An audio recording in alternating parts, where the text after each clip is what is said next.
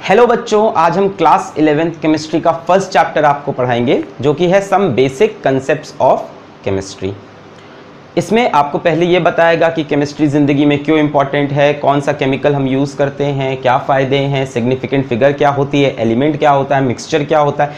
ये सारी बेसिक बातें हम आपसे नहीं करेंगे। हम आपको ये बताएंगे कि लॉज ऑफ केमिकल कॉम्बिनेशन क्या होता है। तो लॉज ऑफ केमिकल कॉम्बिनेशन आज हम आपको पढ़ाएंगे। 5 ऐसे बड़े लॉज हैं केमिस्ट्री में, 5 ऐसे बड़े लॉज हैं जो ये डिसाइड करते हैं कि एलिमेंट किस तरह से कंबाइन करके कंपाउंड फॉर्म करेंगे, किस तरह से एलिमेंट कंबाइन करके कंपाउंड फॉर्म करेंगे, कि कितना मास एक एलिमेंट का दूसरे एलिमेंट के मास से कंबाइन करेगा, कितने परसेंटेज में कॉम्बिनेशन होगा, कितने मोल में कॉम्बिनेशन होगा, कौन सी गैस कितने रेशियो में कंबाइन करेगी। ये सारी बातें 5 लॉज डिसाइड करेंगे जिनको हम बोलते हैं लॉज ऑफ केमिकल कॉम्बिनेशन। तो लॉज ऑफ केमिकल कॉम्बिनेशन हम स्टार्ट करेंगे और उसमें जो सबसे पहला सर्वप्रथम लॉ है वो सबने पढ़ रखा है, law of conservation of mass. Law of conservation of mass. तो मैं आपको बता दूं ये सारी बातें 1740-1760 की है, मतलब बहुत पुरानी बातें हैं, तो इसमें नए लॉज नहीं लगेंगे। तो लॉ ऑफ कंजर्वेशन ऑफ मास ये कहता है कि जब भी केमिस्ट्री में कोई 2 एलिमेंट कंबाइन करके एक कंपाउंड का फॉर्मेशन करते हैं तो यहाँ का जो मास होगा वो यहाँ के मास के बराबर होगा। That means mass can neither be created, mass can neither be destroyed. इसका जो मास होगा, इसका जो मास होगा, कंबाइन करके इसका मास, मतलब sum of mass of reactants should be equal to sum of mass of products. बहुत बेसिक बात है, फिर भी मैं चाहूंगा कि आप नोट्स बना लें, हेडिंग डाल लें और स्टार्ट कर दें। हेडिंग डाल दें लॉज ऑफ केमिकल कॉम्बिनेशन और पहला law, law of conservation of mass. Sum of mass of reactants is equals to sum of mass of products. Example से स्टार्ट करते हैं कहानी। जैसे मान लीजिए कार्बन ऑक्सीजन से कंबाइन किया टू गिव कार्बन डाइऑक्साइड। ये रिएक्शन बैलेंस्ड है, एक कार्बन 2 ऑक्सीजन 2 ऑक्सीजन। कार्बन का एटॉमिक मास 12, ऑक्सीजन का एटॉमिक मास 16। तो यहाँ पे देखो कितना कार्बन है 12, ऑक्सीजन कितना है 16 इंटू 2 32, और कार्बन डाइऑक्साइड कितना बन जाएगा 12 प्लस 16 इंटू 2 कितना हो गया 16 2 32 और 12 44। तो यहाँ का सम करो कितना आ रहा 44 और यहाँ का भी कितना आ रहा 44। Sum of mass of reactant is equals to sum of mass of products. तो कोई बड़ी बात नहीं है, बहुत ही सिंपल सी बात थी, सबको पता थी कि भाई जब केमिकल रिएक्शन होगा तो जितना मास ऑफ रिएक्टेंट होगा उतना मास ऑफ प्रोडक्ट। आज के टाइम पे ये लॉ वैलिड नहीं है क्योंकि आपको पता है कुछ ऐसे रिएक्शन होते हैं जिसमें E is equals to delta MC² वाला फॉर्मूला लगता है और कुछ मास एनर्जी के फॉर्म में निकल जाता है। बट ये बहुत पुराने लॉज हैं, तब ऐसे लॉज डिस्कवर या ऐसी बातें नहीं होती थी। तो यार इस लॉ पे सवाल क्या बन सकता है? इस लॉ पे सवाल ये बन सकता है कि हम आपके पास एक सवाल लेके आए हैं, देखते हैं आप कर पाते हैं कि नहीं। पहला सवाल अच्छा है और सवाल ये है कि 1.5 gram of ethane, question 1.5 gram of ethane on complete combustion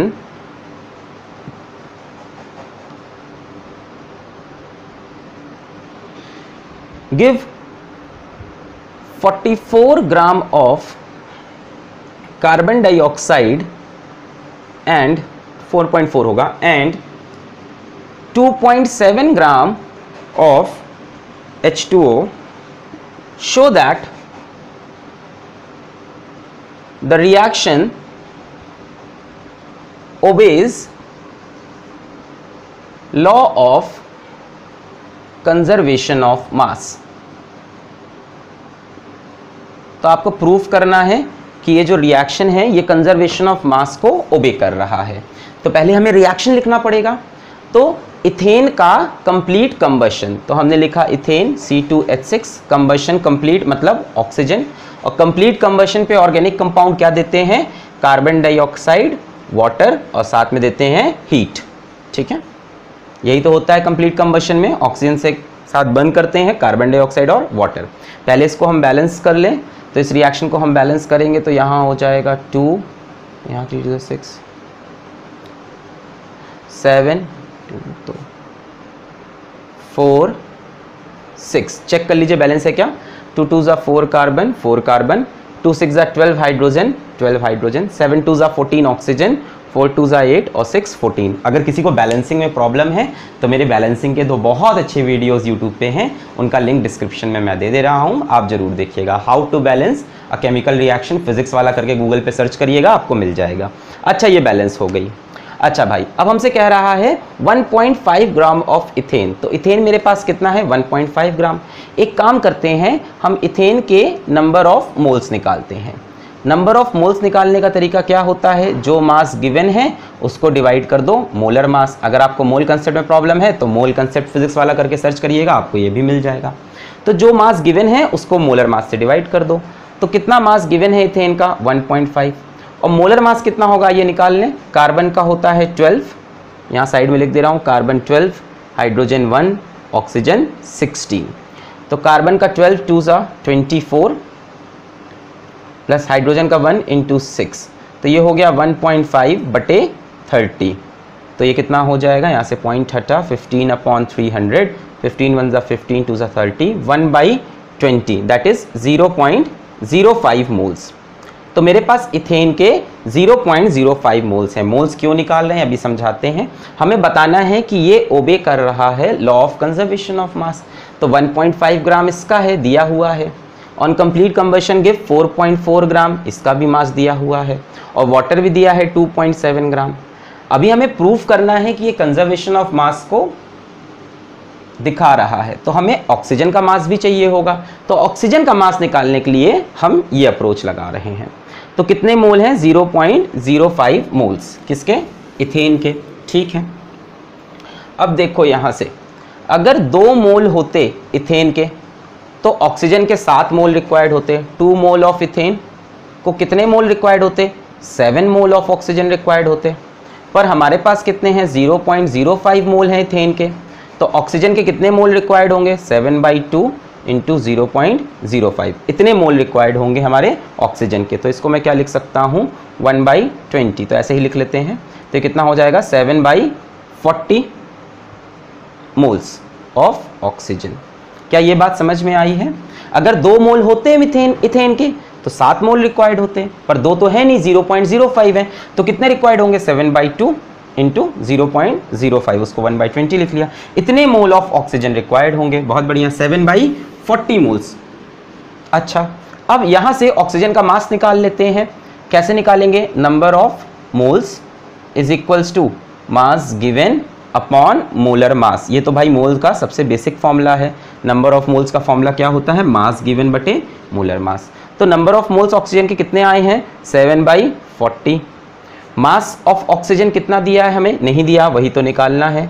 molar mass कितना हो जाएगा? ऑक्सीजन का मास है 16 और ये 2 लगाए तो 16 2 जा 32 लिख देंगे। यहाँ से मास कितना आ जाएगा? 7/40 मल्टीप्लाइड बाई 32। किससे कट रहा है? 4 से।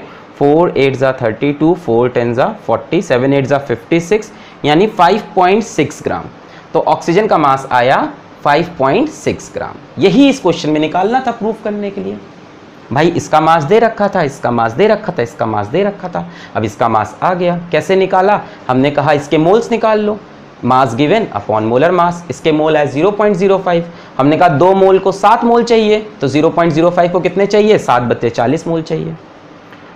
अब हमने कहा इसका मास निकाल लो, तो नंबर ऑफ मोल्स का फॉर्मूला फिर से लगा दिया, मास बटे molar mass. Number of moles 7/40, मास नहीं पता, मोलर मास रख दिया ऑक्सीजन का 32, 16 इंटू 2। यहाँ से मास ऑफ ऑक्सीजन निकल आया 5.6 ग्राम। बस अब हमें चेक करना है कि क्या रिएक्टेंट का मास प्रोडक्ट के मास के बराबर है। तो इन दोनों को जोड़ दो, तो 5 6 11 बन गया हासिल 61, तो 7.1 ग्राम। इधर आ जाओ, 4 7 11 बन गया हासिल 37, 7.1 ग्राम। तो आप देखो जितना प्रोडक्ट का मास है उतना ही रिएक्टेंट का मास है। तो हमने प्रूफ कर दिया कि law of conservation of mass valid है। यही इसका एकमात्र अच्छा सवाल बन सकता था जो मैंने आपको करा दिया। बाकी एनसीईआरटी में भी आप देखोगे तो इसका कोई सवाल नहीं मिलेगा। तो ये पहला लॉ था, लॉ ऑफ कंजर्वेशन ऑफ मास। अब चलते हैं बच्चों सेकेंड लॉ की तरफ। सेकेंड लॉ है हमारा law of definite proportion. Law of definite proportion खूबसूरत लॉ है पर बात बहुत सिंपल है। ये बोल रहा है एक केमिकल कंपाउंड जहां से भी बना हो उसके अंदर जो एलिमेंट्स होंगे वो सेम होंगे और उसी फिक्स्ड रेशियो ऑफ मास में होंगे। A chemical compound, no matter from which source it has been obtain, it will contain the same elements combined together in the same fixed proportion by mass. Example दे देते हैं। मान लीजिए हमने सी water लिया और हमारे दोस्त ने रेन वाटर लिया, ठीक है, और आपने टैप वाटर लिया। हम सब ने अलग अलग वाटर लिया। हमने पूछा कि सी वाटर में हाइड्रोजन इज टू ऑक्सीजन का रेशियो क्या है, रेन वाटर में हाइड्रोजन इज टू ऑक्सीजन का रेशियो क्या है, और टैप वाटर में भी हाइड्रोजन इज टू ऑक्सीजन का रेशियो क्या है। पहली बात तो ये समझो, अगर वो वाटर ही है, a chemical compound, no matter from which source it has been obtain, it contains the same elements, it contains the same elements, सब में H2O H2O H2O combined together in the same fix proportion by mass. जैसे मैं इसमें पूछूं कितना hydrogen oxygen, तो आपको hydrogen का मास बता दिया 1, ऑक्सीजन का मास हमारा कितना है 16, तो ये कितना हो जाएगा 2:16, 2:16। यहाँ पे भी कितना 2:16, यहाँ पे भी 2:16, यहाँ हम कह सकते हैं 1:8, 1:8, 1:8। तो ये सब में हाइड्रोजन और ऑक्सीजन का रेशियो या परसेंटेज क्या है, सेम 1:8, 1:8, 1:8, और यही है लॉ ऑफ डेफिनेट प्रपोर्शन। जैसे हमारे एनसीईआरटी में एग्जाम्पल दिया है क्यूप्रिक कार्बोनेट का, कि क्यूप्रिक कार्बोनेट में कॉपर, कार्बन और ऑक्सीजन का जो परसेंटेज है वो हमेशा सेम रहेगा। चाहे आप क्यूप्रिक कार्बोनेट अपने घर से लाओ, चाहे अपने पड़ोसी के घर से लाओ, कहीं से भी लाओ, उसमें कॉपर, कार्बन, ऑक्सीजन का जो परसेंटेज रहेगा कॉम्बिनेशन का, वो सब में क्या रहेगा, सेम रहेगा। तो ये है लॉ ऑफ डेफिनेट प्रपोर्शन। तो लॉ ऑफ डेफिनेट प्रपोर्शन पे भी हम एक न्यूमेरिकल देख लेते हैं, काफ़ी इजी सा न्यूमेरिकल है। तो क्वेश्चन हम ले लेते हैं। हमसे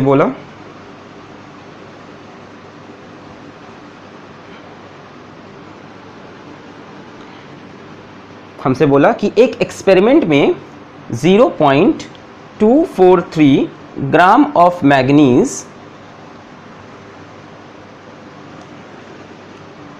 ऑन बर्निंग विथ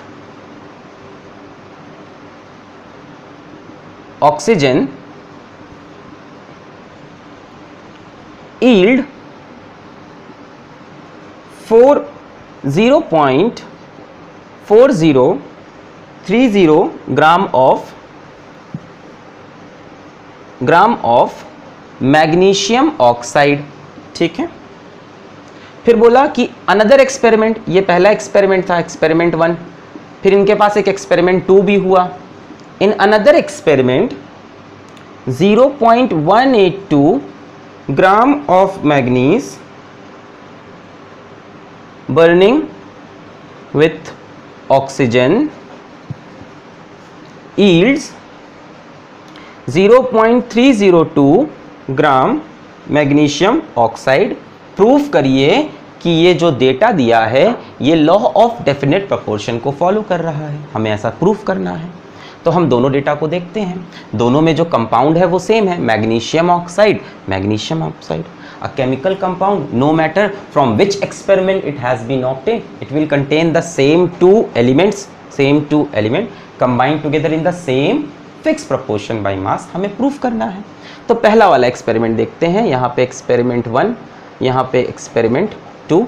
यहाँ पे मास ले लेते हैं मैग्नीशियम का, यहाँ पे मास ले लेते हैं ऑक्सीजन का, और यहाँ पे मास दे रखा है मैग्नीशियम ऑक्साइड का। तो पहले वाले में देखो मैग्नीशियम कितना है 0.243 और मैग्नीशियम ऑक्साइड कितना बना है 0.4030। तो ऑक्सीजन कितना होगा निकाला जा सकता है, इसमें से इसको माइनस कर देंगे, तो इसकी तो ज़रूरत नहीं है। 3 में से 3 गया 0, 10 में से 4 गया, so that will be what 6, and 3 में से यहाँ एक 1 कम हो जाएगा, 3 में से 2 गया 1, 0.160। सेकेंड एक्सपेरिमेंट में कितना मैग्नीशियम है 0.182 और ये कितना बन रहा 0.302। तो ऑक्सीजन कितना होगा भाई, इसमें ऑक्सीजन कंबाइन करके ही तो ये बना होगा, तो इसमें से ये माइनस कर दो तो ऑक्सीजन मिल जाएगा। तो 2 में से 2 गया 0, 0 में से 8 नहीं जा सकता, तो 10 में से 8 जाएगा 2, और ये 2 में से 1 गया 1, 0.120। अब हमें प्रूफ करना है कि दोनों में जो रेशियो है किसका, magnesium is to oxygen, magnesium is to oxygen, वो दोनों में क्या है, सेम। तो आइए देखते हैं, हम रेशियो निकाल लेते हैं, ठीक है। सो एक्सपेरिमेंट 1 में आइए रेशियो निकालें, मैग्नीशियम इज टू ऑक्सीजन का कितना हो जाएगा 0.243 अपॉन 0.160। और एक्सपेरिमेंट 2 में भी रेशियो निकाल लेते हैं, मैग्नीशियम इज टू ऑक्सीजन का कितना हो जाएगा 0.182 डिवाइडेड बाई 0.120। सो इसको हम अप्रॉक्सीमेट वैल्यू निकालेंगे और अप्रॉक्सीमेट वैल्यू इसकी करीब करीब आएगी 1.51 और इसकी भी आप कैलकुलेट करोगे तो आएगी 1.51। तो हम देख रहे हैं मैग्नीशियम इज टू ऑक्सीजन का रेशियो यहाँ भी 1.51, यहाँ पे भी 1.51, यानी रेशियो दोनों जगह क्या आ रहा है, सेम। या आप कैलकुलेट करोगे तो 1.51 को आप क्या लिख सकते हो 3:2 और यहाँ पे भी क्या आ जाएगा 3:2, 3 बराबर 2। तो दोनों तरफ मैग्नीशियम और ऑक्सीजन का परसेंटेज कह लो या प्रोपोर्शन कह लो वो सेम आ रहा। 5 में से 3 पार्ट मैग्नीशियम है, 5 में से 3 पार्ट मैग्नीशियम है। तो ये है लॉ ऑफ डेफिनेट प्रोपोर्शन और इस तरह के इसके इजी से क्वेश्चन। अब हम आते हैं बच्चों थर्ड लॉ पे, जो कि थोड़ा इंपॉर्टेंट लॉ हो जाता है हमारा और जिसे हम कहते हैं law of multiple proportion. Third law, law of multiple proportion.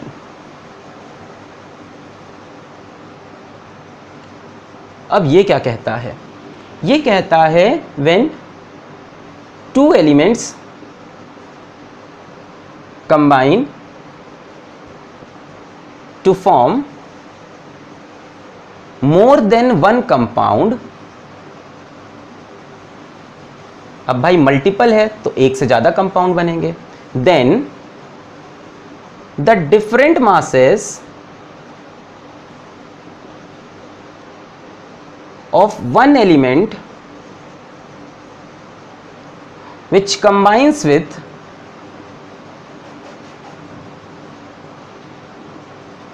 fixed mass of other element bears a small whole number ratio to one another. तो यार नोट्स में डालना पड़ेगा क्योंकि लॉ है तो लॉ को डालना पड़ेगा। जॉन डाल्टन ने ये लॉ दिया था। पिछले लॉ की बात करें, लॉ ऑफ डेफिनेट प्रोपोर्शन, तो वो हमको प्राउस्ट ने दिया था और उसके पिछले बात की बात करें तो एंटनी लेवोजियर ने दिया था, है ना, law of conservation of mass. तो ये लॉ पहले आपको नोट करना पड़ेगा कि when 2 elements combine to form more than 1 compound then the different masses of one element which combines with fixed mass of other element bears a simple whole number ratio to one another। बड़ी complex सी, बड़ी confusing सी definition है, समझेंगे मेरे साथ इसको आप प्यार से आराम से। When 2 elements combine to form more than 1 compound, तो हम 2 एलिमेंट ले लेते हैं, कार्बन और ऑक्सीजन, फिर से ले लिया कार्बन और oxygen. When 2 elements combine to form more than 1 compound, तो कार्बन और ऑक्सीजन से बना कार्बन डाइऑक्साइड, कार्बन और ऑक्सीजन से बना carbon monoxide. 2 elements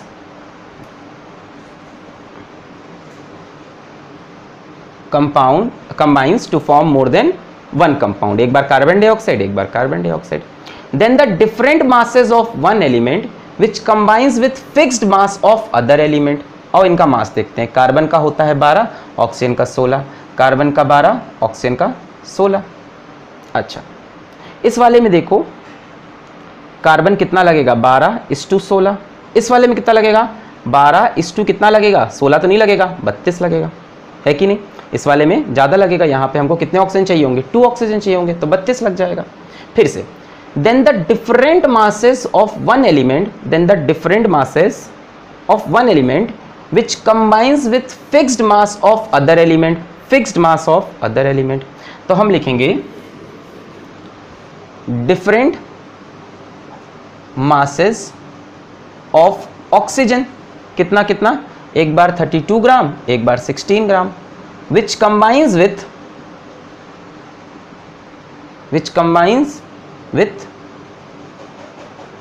fixed mass of other element मतलब कार्बन, और कार्बन का फिक्स मास कितना है 12 ग्राम। bears a small whole number ratio to one another, मतलब the different masses of oxygen which combines with fixed mass of carbon, तो different masses of oxygen क्या है 32:16 should bear a simple and a small भी हो और simple भी हो whole number ratio to one another, तो रेशियो कितना आएगा 2:1, तो स्मॉल रेशियो है, सिंपलेस्ट रेशियो है, तो ये सही है। यही चीज़ ये लॉ बता रहा है। चलो एक और एग्जाम्पल लेते हैं, इसी बात को और अच्छे समझते हैं। जैसे मान लो हमारा हाइड्रोजन और ऑक्सीजन हो गया, तो हाइड्रोजन और ऑक्सीजन से बनता है वाटर H2O और बनता है hydrogen peroxide H2O2, hydrogen peroxide पर ऑक्साइड H2O2 और ये वाटर H2O। अच्छा, हाइड्रोजन का मास 1 होता है तो इसमें हो गया 2:16, इसमें हो गया 2:16 2 ज़ा 32। अब then the different masses of one element, यानी different masses of oxygen, different masses of oxygen, एक बार 16 ग्राम एक बार 32 gram, which combines with fixed mass of other element, fixed mass of hydrogen which combines with fixed mass of hydrogen, कितना 2 ग्राम, bears a small whole number ratio to one another, यानी ये जो है 16:32 ये एक small whole number ratio bear कर रहा होगा 1:2, तो यही ये लॉ हमको बता रहा है। ठीक है, अब हम आपको एक क्वेश्चन देंगे इसका और आपको ये बात हमें साबित करनी होगी कि ये लॉ समझ में आया है कि नहीं। एक का मास फिक्स होना चाहिए, जैसे यहाँ पे हाइड्रोजन का मास फिक्स है और दूसरे का मास चेंज होना चाहिए। The different masses of one element which combines with fix mass of other element, जिसका मास डिफरेंट है वो आपस में एक सिंपल रेशियो में और स्मॉल रेशियो में, ऐसा ना हो 7:5 आ रहा है, अगर 7:5 आ रहा है तो मतलब लॉ वैलिड नहीं है। ये भी सुन लो, आना चाहिए 1:2, 2:3, 3:4 बस। अगर तुम्हारा 4:5, 6:7 आ रहा है तो लॉ हमारे पूरी तरह से सही, 1:5 आ रहा है, 5:1 आ रहा है, ये सब सही है। ठीक है ना, ठीक है, बहुत बढ़िया। तो ये समझ में आ गया, different masses of oxygen which combines with fixed mass of hydrogen, ये जो मास है ये आपस में सिंपल रेशियो बेयर करेगा। ठीक है, अब आपको इस पे हम एक सवाल देते हैं। ठीक है, आपको प्रूफ करना है कि ऐसा हो रहा है कि नहीं हो रहा। तो हम 2 एलिमेंट ले रहे हैं, नाइट्रोजन और ऑक्सीजन को, और नाइट्रोजन और ऑक्सीजन से मिलके हम डिफरेंट कंपाउंड बना रहे हैं। ठीक है, नाइट्रोजन और ऑक्सीजन से मिला के हम डिफरेंट कंपाउंड बना रहे हैं। तो नाइट्रोजन और ऑक्सीजन कंबाइन करके बनाते हैं हमारा N2O, और बनाते हैं, यहाँ बना लेता हूँ नाइट्रोजन और ऑक्सीजन और यहाँ लिख लेता हूँ कंपाउंड। तो नाइट्रोजन और ऑक्सीजन मिलके बनाते हैं हमारा N2O, और बनाते हैं NO, और बनाते हैं N2O3, और बनाते हैं NO2, और बनाते हैं N2O5। ये 5 कंपाउंड नाइट्रोजन और ऑक्सीजन बनाते हैं, N2O, NO, N2O3, NO2, N2O5। आपको इस लॉ को दिखाना है कि यहाँ पे सही है, मतलब the different masses of one element which combines with fix mass of other element should bear a simple whole number, small whole number ratio to one another. यहाँ पे 2 एलिमेंट हैं, कंबाइन करके एक से ज़्यादा कंपाउंड बना रहे हैं, मतलब लॉ ऑफ मल्टीपल प्रोपोर्शन की बात है। कई बार एग्जाम में दे देता है, पूछता है ये डेटा कौन सा लॉ दिखा रहा है, तो जब एक से ज़्यादा कंपाउंड तो डेफिनेटली कौन सा लॉ ऑफ मल्टीपल प्रोपोर्शन। तो N2O की अगर हम बात करें बच्चों, N2O की अगर बात करें तो N2O में हमारा नाइट्रोजन कितना होगा 2 है। अच्छा, नाइट्रोजन का मास कितना होता है 14, ऑक्सीजन का कितना होता है 16, तो 2 नाइट्रोजन है मतलब 28, ऑक्सीजन एक ही है मतलब 16। इसमें 1 नाइट्रोजन है मतलब 14, ऑक्सीजन एक ही है 16। इसमें 2 नाइट्रोजन है मतलब 28, ऑक्सीजन 3 है, 16 3 ज़ा 48। इसमें 1 नाइट्रोजन है मतलब 14 और 2 ऑक्सीजन है, 2 ऑक्सीजन मतलब 32। इसमें 2 नाइट्रोजन है मतलब 28 और 5 ऑक्सीजन है, तो 16 5 ज़ा कितना हो जाएगा 80। अब हमें देखना है the different masses of one element which combines with fixed मास। अब फिक्स्ड मास भी नहीं है, अब क्या करें, कैसे सॉल्व करें सवाल बताइए। हमें प्रूफ करना है different mass of one element which combines with fixed mass of another element. तो पहले हमें क्या करना होगा, नाइट्रोजन के मास को फिक्स करना होगा। तो यहाँ पे देखिए कैसे हम मास ऑफ नाइट्रोजन को फिक्स कर रहे हैं, और यही चीज़ आपको यूज़ करनी होगी एग्जाम्पल सॉल्व करते वक्त। यहाँ पे देखिए फिर से नाइट्रोजन ऑक्सीजन का रेशियो हम इस तरफ लिखेंगे। यहाँ पे नाइट्रोजन कितना है 28, ठीक है लिखा रहने दो। ऑक्सीजन कितना है 16। यहाँ पे नाइट्रोजन 14 है तो ऑक्सीजन कितना है 16। अगर ये नाइट्रोजन 28 होता तो ऑक्सीजन कितना होता 32। भाई रेशियो तो यही रहेगा ना, हमें तो रेशियो से मतलब है, परसेंटेज से मतलब है, नंबर से मतलब तो नहीं। तो हमने कहा नाइट्रोजन को डबल कर लो तो ऑक्सीजन भी डबल हो गया। यहाँ पे नाइट्रोजन कितना है 28, ऑक्सीजन कितना है 48। यहाँ पे नाइट्रोजन 14 है, इसको फिर डबल कर लो 28, तो ऑक्सीजन को भी डबल करना पड़ेगा 64। यहाँ पे नाइट्रोजन ऑलरेडी कितना है 28, ऑक्सीजन कितना है 80। तो हमने नाइट्रोजन के मास को फिक्स कर दिया 28 पे। पहला वाला ऑलरेडी 28 था तो लिख दिया, दूसरा वाला 14 था तो 2 से मल्टीप्लाई किया तो ऑक्सीजन भी 2 से मल्टीप्लाई हुआ, तीसरा वाला 28 था लिख दिया एज इट इज। चौथे वाले को फिर मल्टीप्लाई किया तो ऑक्सीजन भी मल्टीप्लाई हुआ, बन गया। Now you see the different masses of one element which combines with fixed mass of other element. अब नाइट्रोजन का मास फिक्स हो गया। Bears a simple whole number ratio to one another. इसका ratio देखो 1:2:3:4:5 हो जाएगा कि नहीं। The different masses of oxygen 16, 32, 48, 64, 80 which combines with fixed mass of nitrogen that is 28, 28, 28 bears a small whole number ratio. ये जो डिफरेंट मास ऑफ ऑक्सीजन है ये बेयर करेंगे small whole number ratio to one another. क्या ratio है 1:2:3:4:5, और ये हमने प्रूफ कर लिया। तो इस तरह से कई बार होगा कि मास आपको फिक्स करना पड़ेगा, दोनों में दोनों चीज का मास अलग होगा, तो किसी एक के मास को फिक्स करना, दूसरे को मल्टीप्लाई करके बढ़ाना, और ऐसे क्वेश्चन को सॉल्व करना। तो बच्चों ये 3 बेसिक लॉस थे, और इसके बाद 2 लॉज और हैं हमारे पास, क्योंकि टोटल कितने लॉज होते हैं 5 लॉज होते हैं। पर बीच में हम आपको एक हैशटैग लॉ दे रहे हैं, है ना, एक हैशटैग लॉ दे रहे हैं जो एनसीईआरटी में मेंशन नहीं है पर कंपटीशन में उसमें से भी सवाल आ रहे हैं। वो लॉ इन्हीं लॉस को बना के मिलाकर बना हुआ है, तो इसलिए एनसीईआरटी में नहीं दिया है, और वो लॉ चौथा नंबर नहीं काउंट करेगा, हैशटैग लॉ बोलते हैं उसको। Law of reciprocal proportion, reciprocal proportion, reciprocal proportion, ठीक है। लॉ ऑफ रेसिप्रोकल प्रपोर्शन क्या कहता है, थोड़ा लेंदी है, ध्यान से सुनिएगा। When 2 elements combine separately with a fixed mass of third element, then the ratio of masses in which they do so bears a small whole number ratio to the ratio of masses in which they themselves combine। ठीक है, read करिए कि जब 2 element combine करते हैं separately with a fixed mass of third element, तो देखो law of multiple proportion में 2 ही एलिमेंट थे, 2 एलिमेंट कंबाइन कर करके डिफरेंट कंपाउंड बना रहे थे। तो जब 2 एलिमेंट का सवाल हो और डिफरेंट कंपाउंड हो, समझ जाना लॉ ऑफ मल्टीपल प्रोपोर्शन की बात हो रही है। यहां पे when 2 elements combine separately with a fixed mass of third element, यानी लॉ ऑफ रेसिप्रोकल प्रोपोर्शन में कितने एलिमेंट्स दिखेंगे सवाल के अंदर 3 एलिमेंट। तो यदि सवाल में 3 एलिमेंट दिखाई पड़ रहे हैं और पूछता है कि ये सवाल किस लॉ को फॉलो कर रहा है, तो सीधा मारना है रेसिप्रोकल, और 2 एलिमेंट दिख रहे हैं तो मल्टीपल, ठीक है। When 2 elements combine separately with a fixed mass of third element, then the ratio of masses in which they do so bears a small whole number ratio to the ratio of masses in which they themselves combine। काफी confusing है, एक बार पढ़ लीजिए, इसको note कर लें, ठीक है। आइए समझते हैं।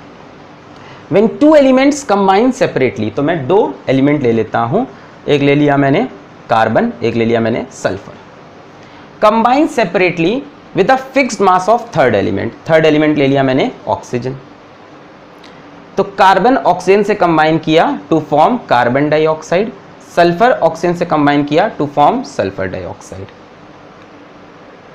क्या रेशियो है आइए कैलकुलेट कर लेते हैं। कार्बन 12, यहाँ पे कार्बन का मास 12, सल्फर का मास 32, ऑक्सीजन का मास 16। सबको पता है ये कार्बन का 12 होता है, ऑक्सीजन का 16, सल्फर का 32।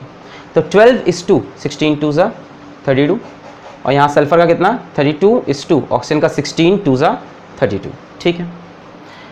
When two elements carbon and sulfur combine separately with a fixed mass of third element oxygen, और इसका फिक्स्ड मास, यहाँ पे भी ऑक्सीजन कितना है 32, यहाँ पे भी ऑक्सीजन कितना है 32, with a fixed mass of third element तो ऑक्सीजन का मास 32। Then the ratio of masses in which they do so, the ratio of masses in which they do so, तो हम बोल सकते हैं carbon and sulphur combines separately with fixed mass of oxygen in the ratio of masses। क्या ratio of masses है carbon is two sulphur का बताओ 12:32 combines with fix mass of oxygen. तो 12:32, 4 से इसको हम डिवाइड कर लें, सो 4 3 ज़ा 12, 4 8 ज़ा 32, 3:8 bears a small whole number ratio to the ratio of masses in which they themselves combine। Carbon और सल्फर आपस में जो कंबाइन करेंगे बनाएंगे carbon disulphide. So ratio of masses in which carbon and sulfur themselves combine। आपस में कैसे combine कर रहे हैं, कार्बन डाइसल्फाइड तो कार्बन हो गया इसमें 12, सल्फर 32 इंटू 2 कितना हो गया 64।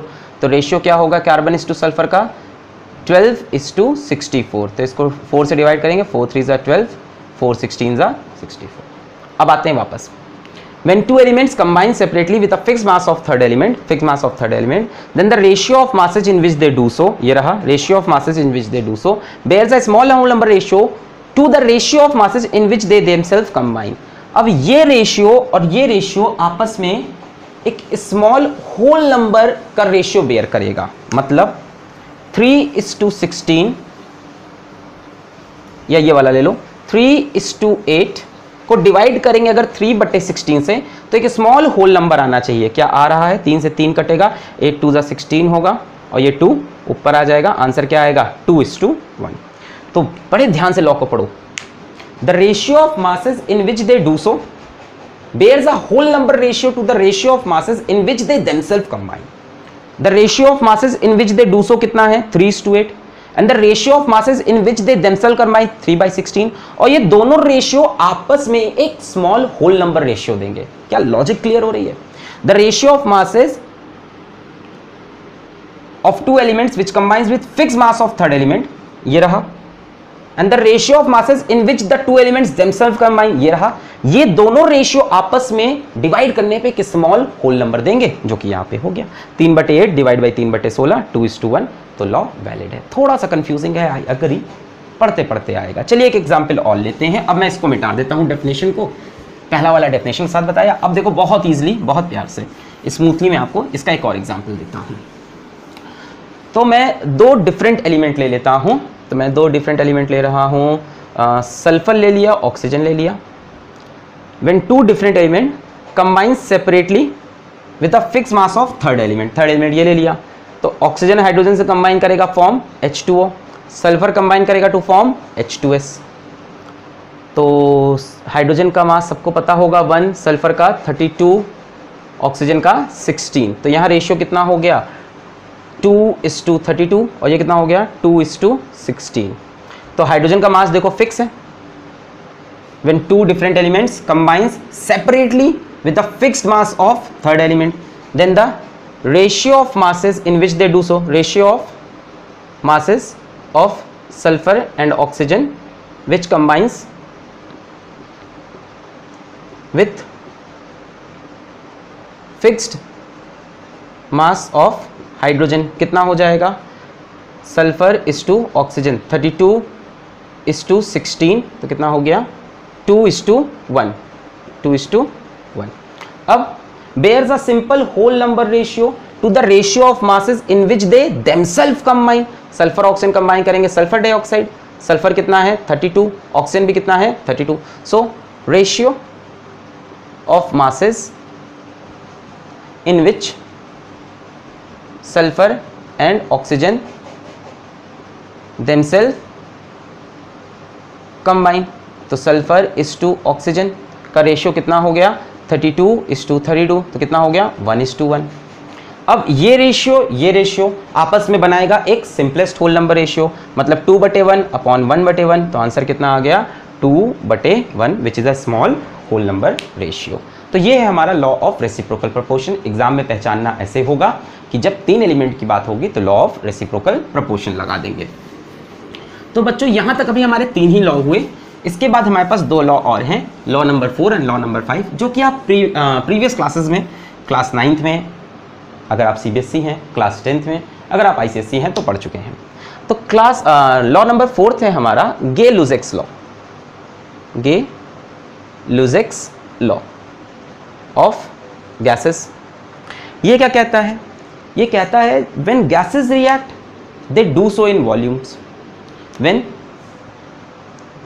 gases react they do so in volume which bears a simple whole number ratio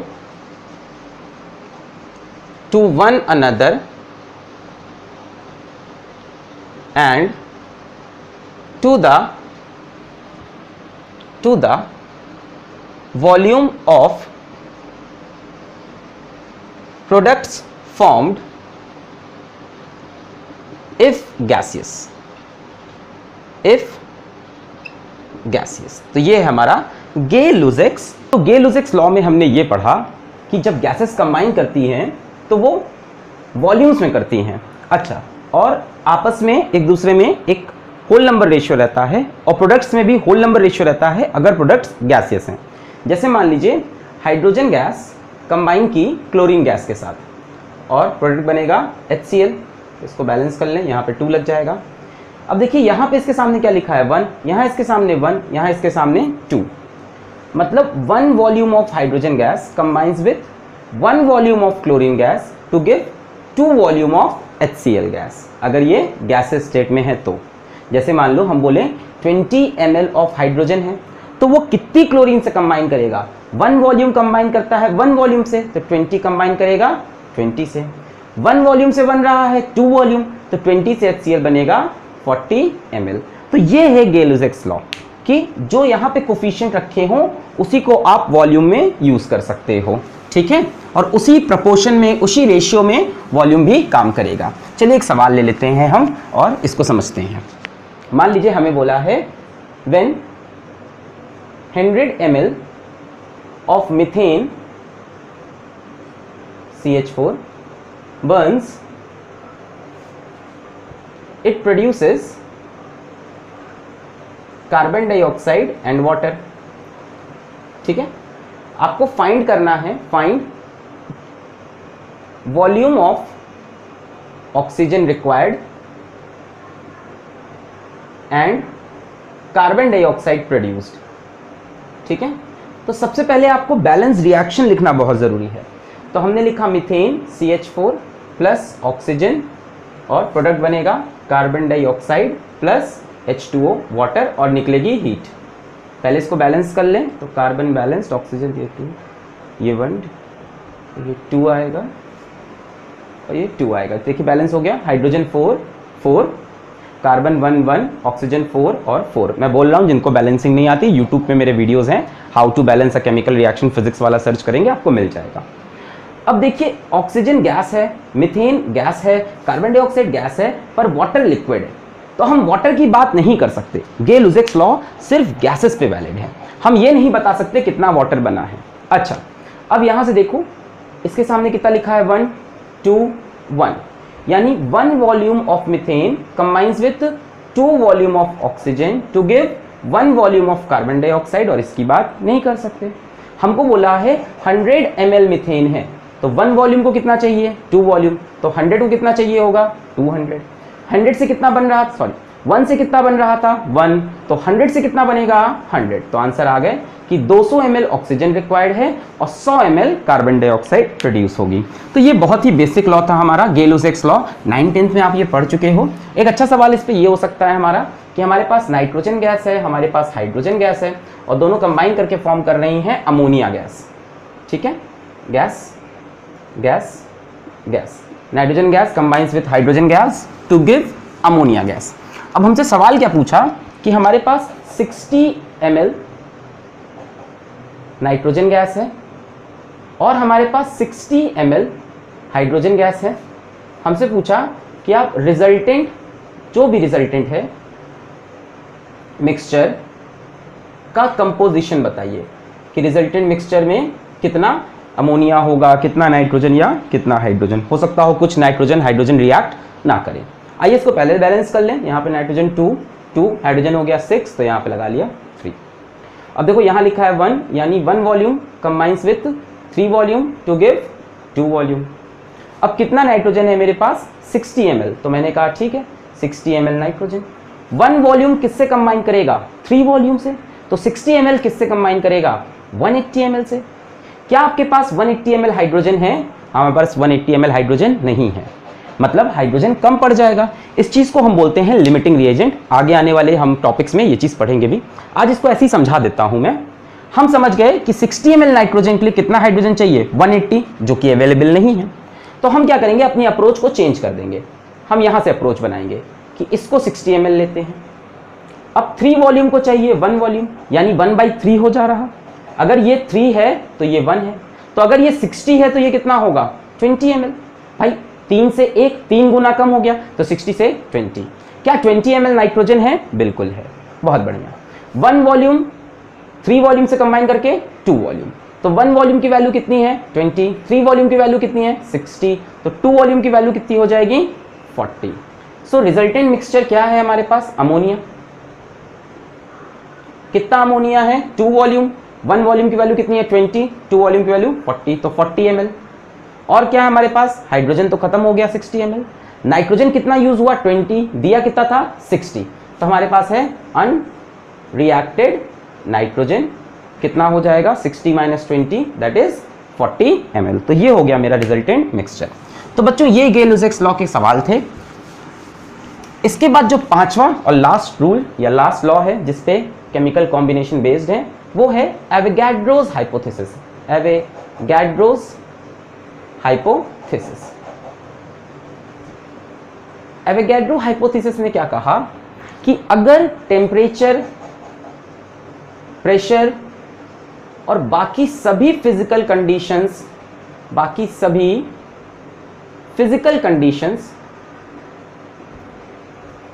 remains same, remains constant बोल दो, रिमेन्स सेम बोल दो, रिमेन्स अनचेंज्ड बोल दो, than equal volume of all gases contains equal number of molecules। अगर temperature, pressure, बाकी सारी physical condition same रहें तो equal volume of all gases will contain equal number of molecule. जैसे मान लो हमने बोला कि हमारे पास 100 ml हाइड्रोजन है और उसमें मान लो मेरे पास कुछ भी मान लो मेरे पास उसमें x मॉलिक्यूल्स हैं हाइड्रोजन के, x मॉलिक्यूल्स, ठीक है। 100 ml हाइड्रोजन हमने इसमें भरी वेसल में, 100 ml हाइड्रोजन भरी इसके अंदर, ठीक है। ये वेसल की कैपेसिटी कितनी है 100 ml। इसमें कितने मॉलिक्यूल्स हैं, x मॉलिक्यूल्स। अब अगर टेम्परेचर, प्रेशर, सारी फिजिकल कंडीशन सेम रहे तो मैं इसी वेसल में ऑक्सीजन को भर दूं, तो ऑक्सीजन का वॉल्यूम भी कितना होगा 100 ml, क्योंकि गैसेस का कोई फिक्स्ड वॉल्यूम तो होता नहीं, वो उसका वॉल्यूम लेते हैं जो उनके कंटेनर हो, यानी इसके अंदर जाके ऑक्सीजन का वॉल्यूम कितना हो जाएगा 100। तो मैं पूछूं कि 100 ml ऑफ ऑक्सीजन में कितने मॉलिक्यूल्स होंगे, आप बोलोगे x molecules. Equal volume of all gases contain equal number of molecules provided temperature, pressure and all physical conditions remains constant। मान लो इसी वेसल में मैं अमोनिया गैस डाल दूं, NH3 गैस डाल दूं, तो इसके अंदर कितनी NH3 जाएगी? 100 ml। तो कितने मॉलिक्यूल होंगे? X molecules. तो यही लॉजिक है बच्चों एवोगैड्रोस हाइपोथेसिस की। अच्छा, इसको और समझते हैं थोड़ा। मान लीजिए हमसे वो कहते हैं कि 100 ml ऑफ मीथेन गैस में हैं Y मॉलिक्यूल्स, और हमसे पूछते हैं कि 100 ml of carbon dioxide gas में कितने मॉलिक्यूल होंगे, क्योंकि वॉल्यूम इक्वल है तो नंबर ऑफ मॉलिक्यूल्स भी सेम होंगे। अच्छा, हमसे पूछ रहे 50 ml of carbon dioxide gas में कितने मॉलिक्यूल्स होंगे। अब आपको सोचना है, अब वॉल्यूम तो इक्वल है नहीं, तो वॉल्यूम कितना हो गया है? हाफ, तो नंबर ऑफ मॉलिक्यूल्स भी हो जाएंगे हाफ। ठीक है, जैसे हमसे बोल दें मेरे पास 200 ml ऑफ नाइट्रोजन गैस है, इसमें कितने मॉलिक्यूल्स होंगे। अब अगर मेरे पास, सोचो, अगर मेरे पास 100 ml ऑफ नाइट्रोजन होता अगर, तो कितने मॉलिक्यूल्स होते? Y। पर मेरे पास 200 है तो मॉलिक्यूल्स होंगे 2Y। मतलब एक बात निकल के आ रही है कि volume of gas is directly proportional to number of molecules. अगर वॉल्यूम को डबल करोगे तो नंबर ऑफ मॉलिक्यूल्स भी डबल हो जाएंगे। एवोगैड्रोस हाइपोथेसिस को इस तरह भी लिख सकते हो आप कि volume of any gas is directly proportional to number of molecules provided temperature, pressure and all physical conditions remains same. जैसे मैं आपसे पूछ लूं कि मेरे पास मान लो 10 ml ऑफ ऑक्सीजन है, तो उसमें कितने मॉलिक्यूल होंगे। तो 100 ml मीथेन में Y है तो 100 ml ऑक्सीजन में भी Y होंगे। अब ये 100 का कितना पार्ट है? 1/10, तो मॉलिक्यूल भी कितने हो जाएंगे? Y/10। So this is Avogadro hypothesis. तो बच्चों ये थे लॉज ऑफ केमिकल कॉम्बिनेशन। अगले वीडियो में हम आपको बताएंगे मोल कंसेप्ट से रिलेटेड, मोलैरिटी, नॉर्मेलिटी, इस तरह कंसेप्ट।